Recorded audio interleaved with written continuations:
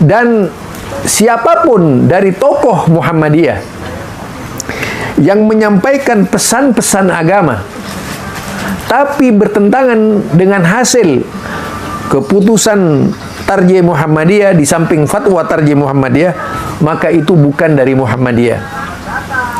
Ini karena di luar banyak sekali menyebut-nyebut persoalan kunut misalnya, lalu menggunakan Ustadz Adi Hidayat pembenarannya. Di fikih ini tidak jauh Pak, Bu. Tahlilan misalnya, bedanya NU Muhammadiyah kan cuma harokat ya. NU pakai nasab, Muhammadiyah pakai rafa.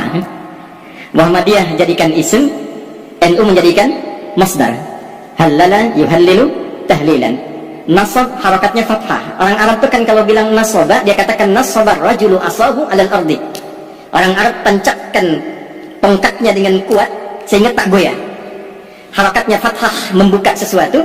Jadi kalau tahlilnya menggunakan metode NU, tahlilannya mayatnya jadi jenazah, masuk sudah ke alam kubur, nasaba.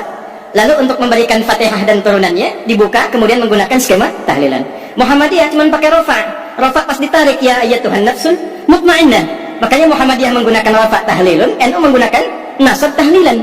Dan ternyata Kiai Ahmad Dahlan itu nggak pernah nyual itu, nggak pernah nyual. Dan saya telusuri di konfigurasi hukumnya itu, ternyata persoalannya bukan fikihnya. Ada kasus di kalangan masyarakat ingin menyelenggarakan tahlilan, ternyata tak punya materi, sehingga dia harus berhutang kepada tetangganya untuk mewujudkan tahlilan itu. Maka keluarlah pertimbangan, kalau tak punya uang jangan dipaksakan sehingga berhutang. Bukan masalah tahlilannya, cuman memang babnya belum selesai. Kalau memang tak punya uang, kenapa anda tak pinjamnya atau berikan saja? Kan tuntas babnya ya. Jadi saya kira ada turunan-turunan informasi yang dari atas itu, yang di kalangan elit sudah selesai, ke bawahnya itu tak sama. Kunut misalnya, Di Muhammadiyah itu nggak mempersoalkan kunut.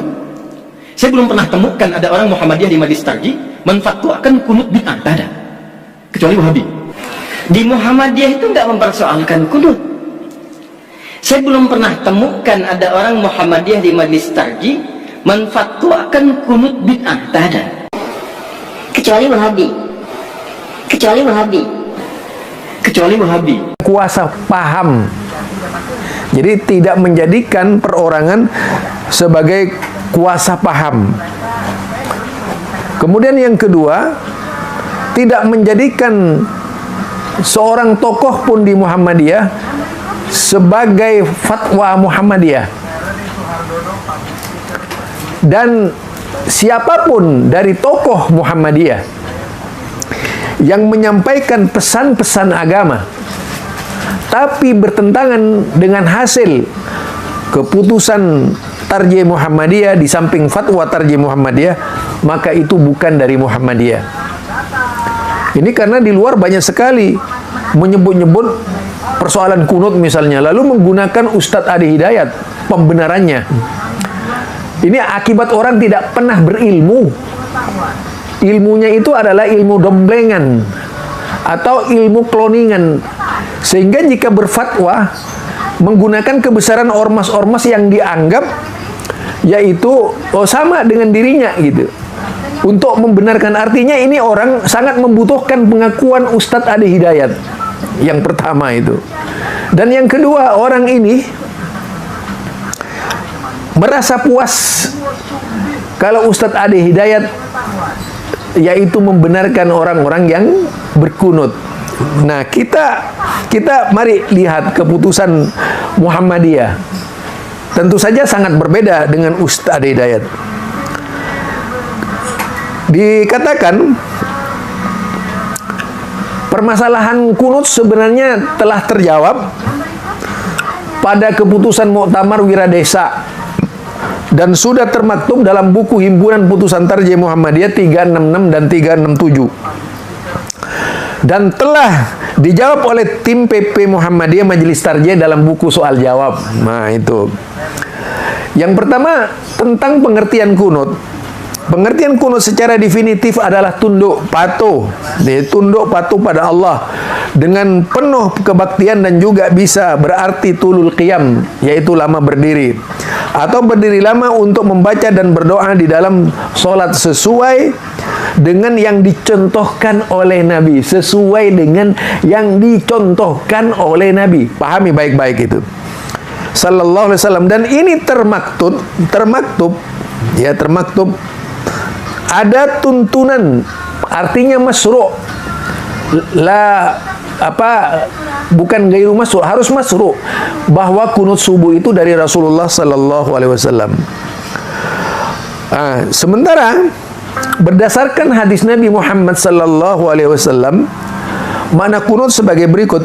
An Jabir anna Nabiy sallallahu alaihi wasallam qol, yaitu dari Jabir bahwasanya Nabi Muhammad sallallahu alaihi wasallam qala, berkata, afdalus salati tulul qunut, seutama-utamanya solat itu adalah tulul qunut, yang lama berdirinya atau berdiri lama. Yaitu kama rawahu Muslim wa Ahmad wa Ibnu Majah wa Tirmidzi wa sahahu. Dan ini sebagaimana diriwayatkan Muslim, Imam Ahmad, Ibnu Majah, At-Tirmidzi, dan beliau mensahihkannya. Jadi artinya tulul kunut, artinya kunut itu pertama. Kemudian adapun kunut yang diartikan arti khusus, yakni berdiri lama ketika i'tidal dan membaca Allahumma hdini fiman hadait dan seterusnya di waktu sholat subuh, hukumnya diperselisihkan. Nah, ini hukumnya diperselisihkan ulama. Di samping doa tersebut juga sebagai doa kunut witir berdasarkan hadis. Kemudian wa'anil Hasan bin Ali alaihi salam qala allamani Rasulullah sallallahu alaihi wasallam kalimatin aquluhunna fi qunutil witr.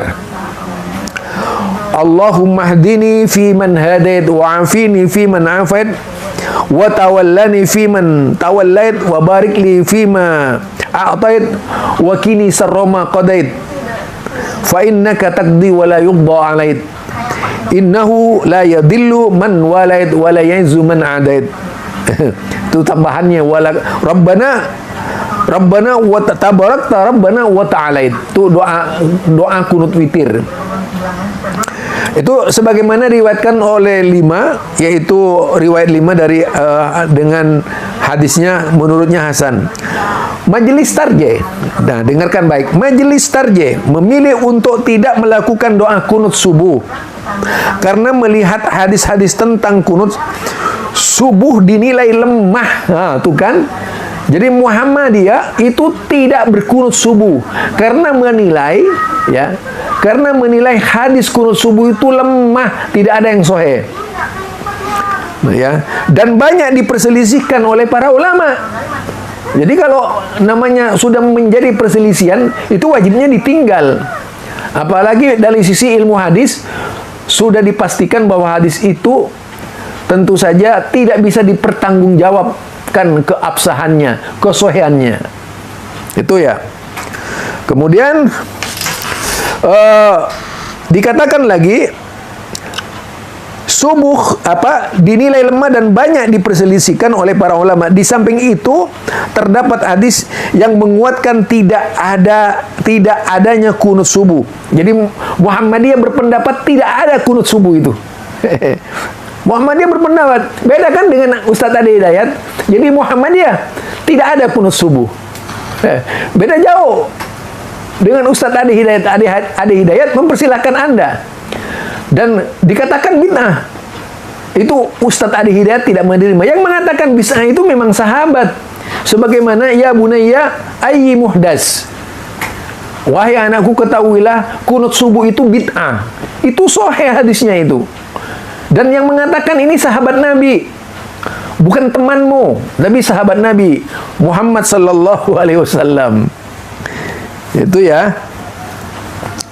Kemudian bukti bahwa tidak adanya kunut subuh ma rawahul khatib min tariq Qais bin Rabi' an Asim bin Sulaiman qulna li Anas inna qauman yaz'amuna anna an-nabiy sallallahu alaihi wasallam lam yazal yaqnutu fil fajr faqal kadzabu. Oh, ini hadisnya, yaitu Khatib meriwayatkan dari jalan Qais bin Rabi dari Asim bin Sulaiman.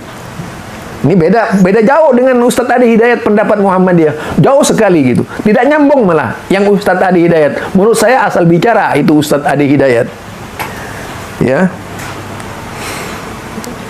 apa dikatakan di sini? Qulna li Anas inna qauman yaz'amuna anna an-nabiy sallallahu alaihi wasallam lam yazal yaqnutu fil fajri, yaitu yaqnutu fil fajri. Dikatakan yaitu Tariq bin Qais, kemudian dikatakan bin Sulaiman. Qulna li Anas, berkata kepada Anas, sesungguhnya orang-orang menyangka bahwasanya Nabi Muhammad sallallahu alaihi wasallam yaitu melakukan kunut subuh, tidak pernah berhenti melakukan kunut subuh. Faqal, lalu berkata Faqal, Anas lalu berkata, kadzabu, mereka itu dusta. Innama qanata syahran. Nah itu kan, sesungguhnya Nabi Muhammad sallallahu alaihi wasallam itu berkunut hanya 1 bulan dalam semua solat. Sahran wahidan yad'u ala yaitu ala ahyi min ahya'il musyrikin, yaitu memohon kecelakaan atas satu kabilah dari kabilah-kabilah kaum musyrikin. Al-Khatib itu doanya. Jadi itu dari Khatib, riwayat Khatib ini jelas sekali bahwa Rasulullah tidak pernah melaksanakan kunut subuh. Dan ini menjadi pegangan Muhammadiyah dan diyakini oleh Muhammadiyah sebagai sebuah kebenaran. Beda kan dengan pernyataan yang dilakukan oleh Ustadz Adi Hidayat.